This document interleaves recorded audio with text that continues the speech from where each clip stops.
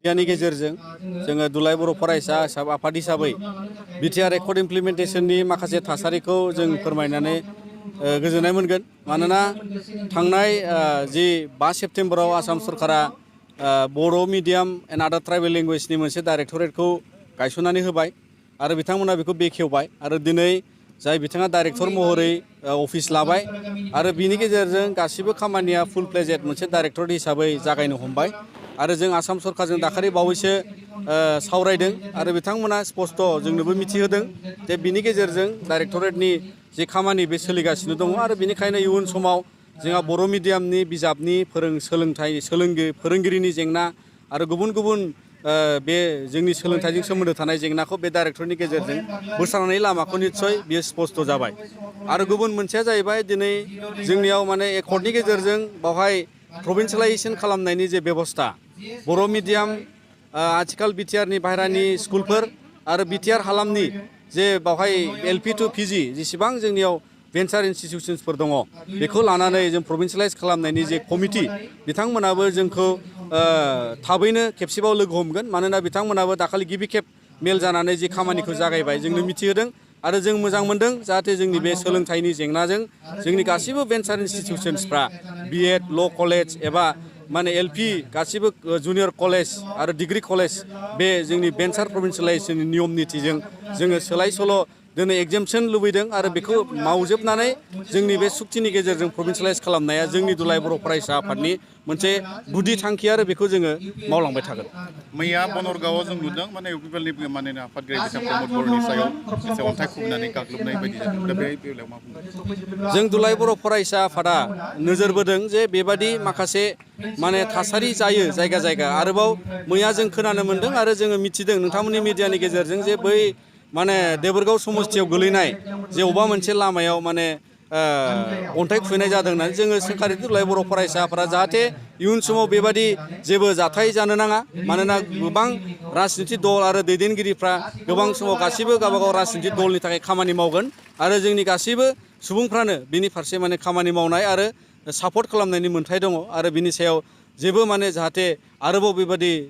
गुबुन थासारि सोमजिया जों बेखौ दुलाराय बर' फरायसा आफादा खावलायो। मैया बावै सेबानिफ्राय मोनसे थाखो जिनि जि फर्म फिलापनि नटिस ओंखारदों आरो बेयाव माखासे फिस लानायनि अनलाइन बेबस्था खालामनाय बेखौ सार माबायदि जागोन?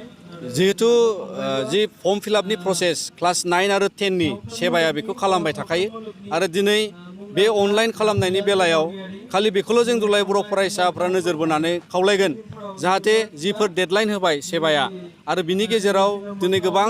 फरायसाफ्रा फरायसालियाव थांजेननाया बावाखै आरो बिनिखायनो बै समफ्रा हयथ' थोजासे जाया जानो हागौ। जोङो इयुन समाव बेबादि माने अनलाइन फिलाप खालामनाय फर्म फिलाप खालामनायखौ जों फरायसाफोरखौ दुलाराय बर' फरायसा आफादनि मावथिफ्रा हेल्प खालामगोन। नाथाय जों सेबाखौबो उनाव खावलायगोन जाहाथे बेबादि सम सिमाया बारायजायो। मानोना बे समा थोआबो जानो हायो आरो दिनै गोबां फरायसाफ्रा माने इन्टारनेट एक्सेसखौ माने मोनजोबनो हायाखै आरो बिनि फारसे जोङो सेबाखौ माने खावलायगोन जाहाथे जेबो प्रब्लेम जाया। दुलाराय बर' फरायसा आफादा जों कमिसनखौ बरायदों आरो कमिसना एकर्ड बादियै भारत संबिजितनि 6थि फारिलाइनि पाराग्राफ 14नि गेजेरजों दाजादों आरो बे पाराग्राफ 14आव माखासे गोहो होनाय जादों जाय कमिसना सिमा बारायनायखौ नायगोन आरो जाय कमिसना बै सिमा ओनसोलाव थानाय माने माखासे गामिफ्रा थानो गोसो गैयाबा थांनो हागोननि अपसनाव बिथांमोनखौ माने दानख'नायनि अपसनखौ बे कमिसनाव सोफानाय जादों। दा बिनि गेजेरजों बेखौ बुजिनो नाङा जे दुलाराय बर' फरायसा आफादा खावलायो जे जोंनि सुबुंफ्रा जोंनि बर' गामि ट्राइबेल गामिफ्रा आरो गुबुन गुबुन गामिफ्राबो बयबो बुजिना लाजोबनाङा जे जोङो बै सिमाफ्राव बै गामिफोरखौ दाननोसो कमिसनखौ बानायदों होननाय बे नङा।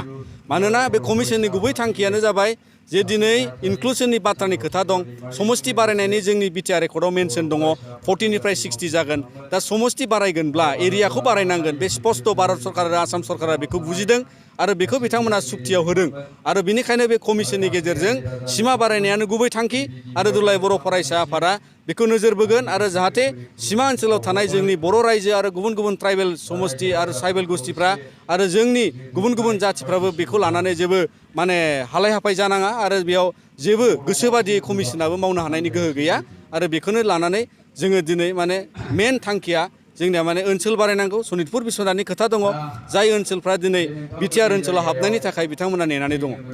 दिनै अनजालि दैमारिया बुंदों जे नैबे माने गामि सोसननाय आरो दानख'नाय खोथाया बिटिआराव थानामोन होननानै बुंबाय थादों दिनै जों मिथिया अनजालि दैमारि बिथाङा संबिजिरारि माने प्रभिजन्सफोरखौ बेसेबां सांग्रांथि मानोना दिनै संबिजिरारि गोहोनि गेजेरजों बे प्रभिजन्सखौ देखायनाय लाबोनाय जादों बे एकर्डनि गेजेरजों मानोना जोंनो एरिया नांदेरगौ आरो दिनै बिथांमोना बुंबा बे माने जुक्ति गोनां जानाय नङा मानोना दिनै गुबै अबजेक्टिभ दङ अबजेक्टिभ अफ द एकर्ड बाहाय दोननाय दङ माने बावहाय जोंहा होननाय दङ अगमेन्टेसन अफ एरिया एन्ड पावार्स होननाय दङ आरोखि दा अगमेन्टेसन अफ एरिया होनोब्ला दिनै जिअग्राफिकेल एरियानि खोथाखौ बुङो पलिटिकेल एरियानि खोथाखौ बुङो खुंथाय गोहोजों रुजुयोबा टेरिटरियेल एरियासखौ रायलायनाय जायो दा बेनिखायनो बिटिआर रिजनाव एरिया बारायगोन बे सैथो आरो दिनै बे कमिसननि गेजेरजोंनो बारायगोन आरो सोरबा बेबायदि बुंनाया माने बियो टटेलि बिथाङा बदाय माने बिथाङा कनस्टिटिउसनेल सिक्स सिडिउलनि गेजेराव जि प्रभिजन दं बिथाङा बेखौ मिथिया